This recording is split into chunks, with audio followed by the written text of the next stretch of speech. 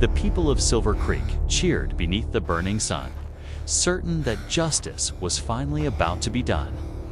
They did not know that the man standing on the gallows was not a common killer. They did not know that if his feet left the wood, the valley would soon burn under the hooves of thousands of warriors. And they did not know that one silent rancher in the crowd was about to decide the fate of them all. The town square was packed shoulder to shoulder. Red dust floated in the hot air and stuck to sweaty faces. Children sat on barrels. Men stood with rifles resting against their boots. Women whispered prayers or curses. At the center of it all stood the gallows, rough and newly built. Its wood. Still pale and splintered, dot on the platform stood an Apache man, tall and still, his long dark hair hanging loose down his back. His skin was darkened by years under the desert sun. His wrists were bound tightly behind him, the rope cutting into his flesh. Another thick rope rested around his neck.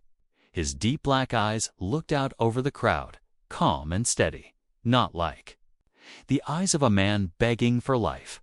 The town did not know his name. They only knew what they had been told. They said he was a savage.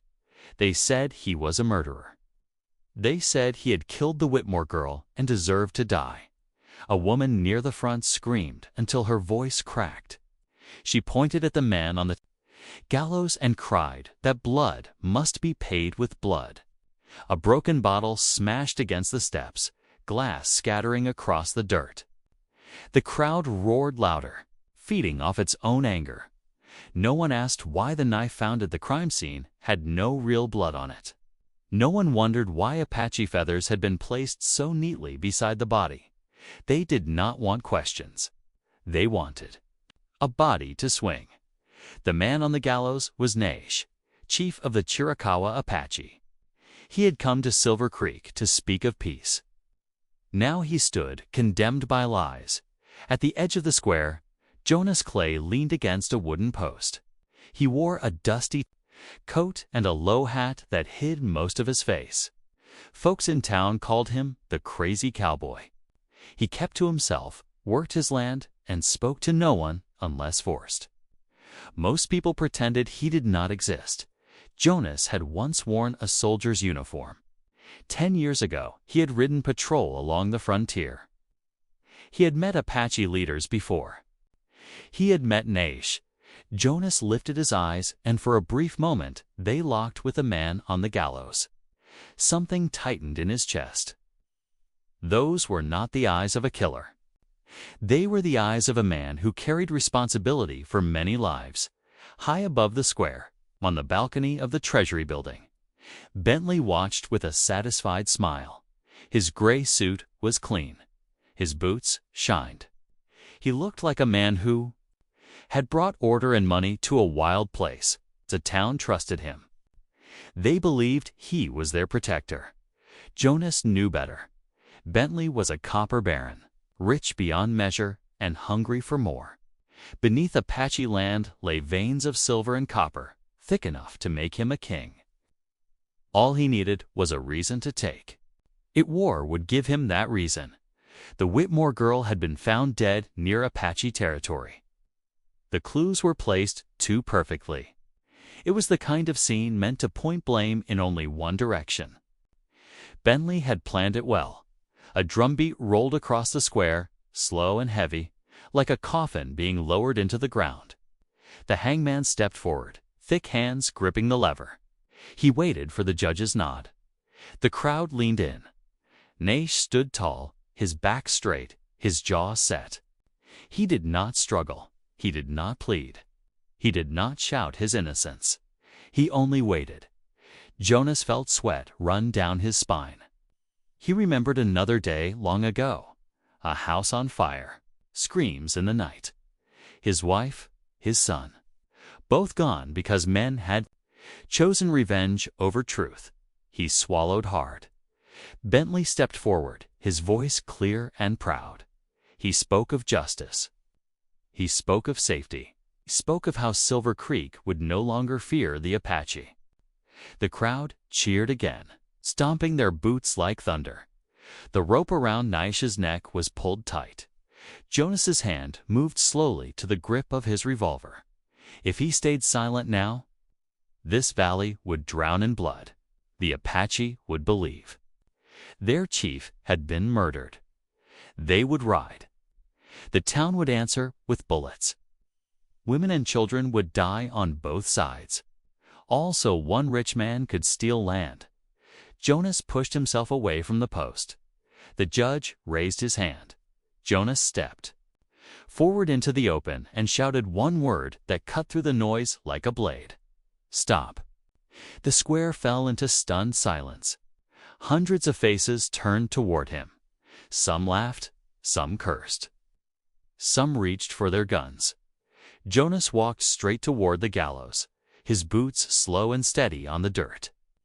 His voice was calm but hard. He did not kill that girl, Jonas said. You've all been lied to. The crowd exploded in anger. Men shouted for him to be dragged away. The deputy sheriff barked orders. Jonas drew his revolver and fired one shot into the air. The crack echoed off the buildings. Silence dropped again. Naish lifted his head. For the first time, hope flickered in his eyes. Up on the balcony, Bentley smiled thinly. The game had just begun. The silence shattered all at once. Men shouted. Women screamed. Someone yelled for the deputy to shoot Jonas where he stood. Boots scraped against dirt as a few men surged forward, anger burning hot in their eyes. Jonas did not flinch. His revolver stayed raised, steady as stone. His gray eyes swept the crowd, slow and cold, like a wolf counting the pack. Anyone who steps closer, he said, will not take another step after that. The hangman froze, his hands still on the lever. The rope around Naish's neck pulled, tight with every shallow breath. Death waited one small movement away. The deputy sheriff swallowed hard. He knew Jonas Clay. Everyone did. The man had nothing left to lose. High above them, Bentley leaned forward on the balcony rail. His smile never touched his eyes. He lifted one hand slightly, a quiet signal to his private guards scattered through the crowd. Let it burn, his face seemed to say. Chaos was profit. Naish turned his head just enough to look at Jonas. No words passed between them, but years of shared memory spoke clearly. Jonas nodded once, in a single smooth motion. Jonas holstered his gun and drew his knife. The crowd gasped before anyone could react. Jonas lunged up the steps. His blade flashed once in the sun. The rope snapped apart with a sharp crack. Naish dropped hard onto the platform, coughing, his body folding as air rushed painfully back into his lungs. Red marks burned deep into his neck, for half a heartbeat. The town stood frozen. Then all hell broke loose. Kill them, someone screamed. Gunfire erupted. Bullets tore through the wooden scaffold, splinters flying like hornets. Jonas grabbed Nige by the arm and dragged him off the platform as lead chewed the air around them. People scattered in panic. Some ran for cover. Others fired wildly, not caring who stood in their line of sight. The square became a storm of smoke, screams, and fear. Jonas shoved Naish toward the edge of the crowd. His black horse was still tied near the saloon.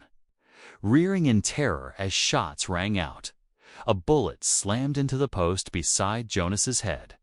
He returned fire without slowing, dropping one man who had aimed to steady. From the balcony, Bentley watched, with calm interest. He leaned close to his aide and spoke softly. Let them go. Dead men are useful. Martyrs are better. Jonas reached the horse and cut the reins free. He shoved Naish up into the saddle, then swung up behind him as more shots cracked against the street. The horse bolted forward, hooves pounding the dirt as they tore down Main Street. Shouts chased them. Bullets sparked off buildings. But after a hard turn and another, the sound faded. Silver Creek vanished behind them like a bad dream. They did. not stop until the land rose into rocky hills and the town lights disappeared. In a narrow canyon, Jonas pulled the reins hard.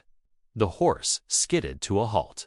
Naish slid down and collapsed to his knees, coughing and gasping, his hands clawing at the raw skin of his neck.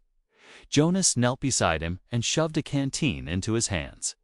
"Drink," Naish drank deep, then rested his forehead against the stone. Wall, breathing slow and painful. When he finally spoke, his voice was rough and broken. "This was a trap," he said. "I came for peace. They wanted war." Jonas nodded grimly. Bentley, Naish lifted his eyes. "Yes, the girl was killed before I ever crossed the border. The signs were placed to point to my people. They want us erased." Jonas's jaw tightened. Anger burned behind his eyes. He had seen this kind of evil before. Clean hands. Dirty work before dawn. The lie spread faster than truth ever could. By sunrise, traders and riders along the valley were whispering the same story. The Apache chief had been hanged in Silver Creek. No one spoke of the cut rope. No one spoke of escape. In the Apache camps, grief turned to rage. War drums began to pound. Faces were painted red. Spears were lifted. To them, their chief was dead, and his death demanded blood.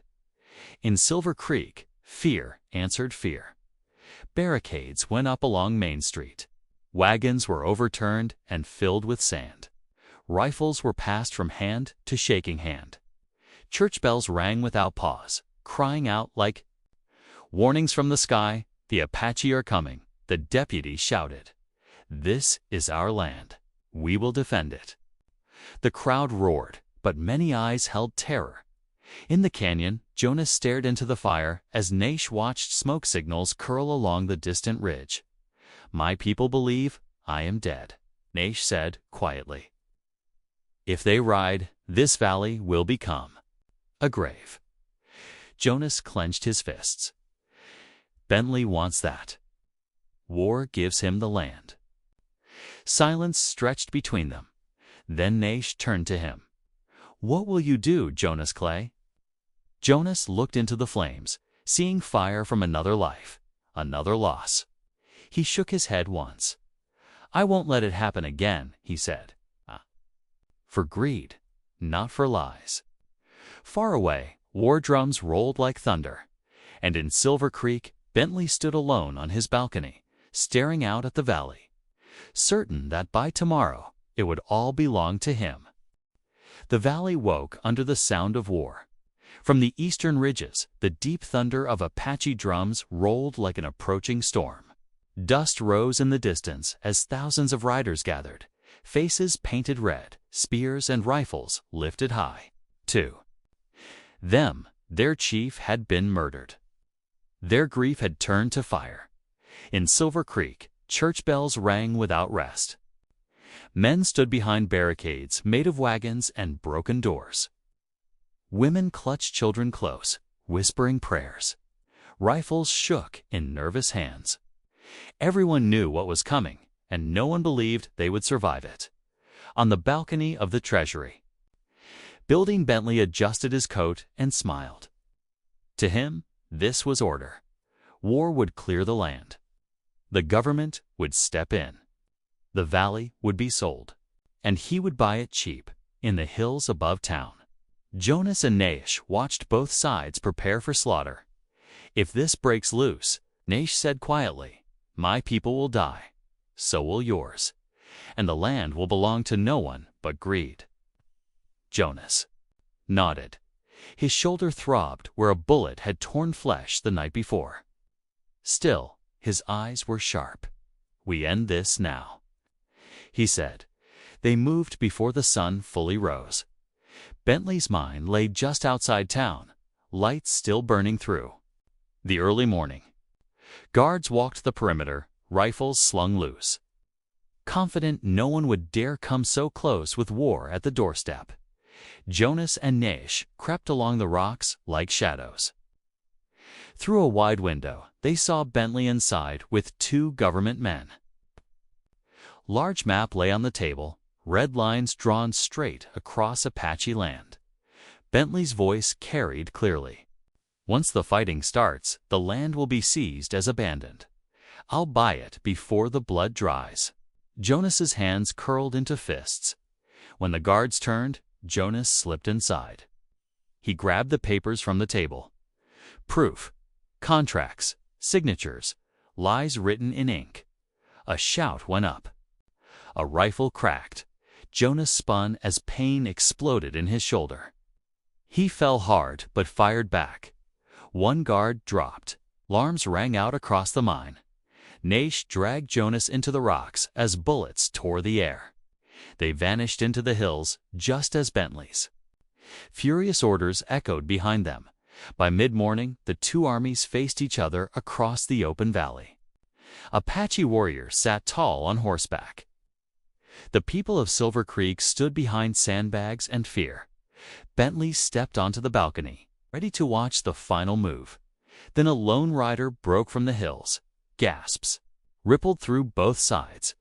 Jonas rode forward on a black horse, blood dark on his coat. Beside him rode Naish, alive, proud. The red rope marks burned deep into his neck. The Apache ranks trembled. Their chief lived. Jonas raised the papers high. "You've all been lied to," he shouted. "This war was bought and paid for. Bentley killed the Whitmore girl. He planted the signs.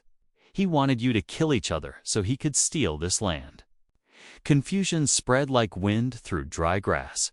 Bentley screamed from above, "Shoot them, now!" His guards opened fire. This time, the guns did not answer him. Townsfolk turned on Bentley's men. Shots rang out in every direction. Chaos erupted. But not the kind Bentley had planned. Naish rose in his saddle and tore open his shirt, showing the bruises on his neck. "This is your justice," he thundered. A lie and a noose. The truth struck harder than any bullet. Bentley tried to run. He did not get far. When the smoke cleared, Bentley was dragged into the square in chains. His guards lay dead or fled. The war drums fell silent. Naish faced. "The town, peace is a choice," he said. "Today, I choose it." The Apache turned back toward the valley. Silver Creek lowered its guns. Jonas rode out at sunset, leaving the town behind.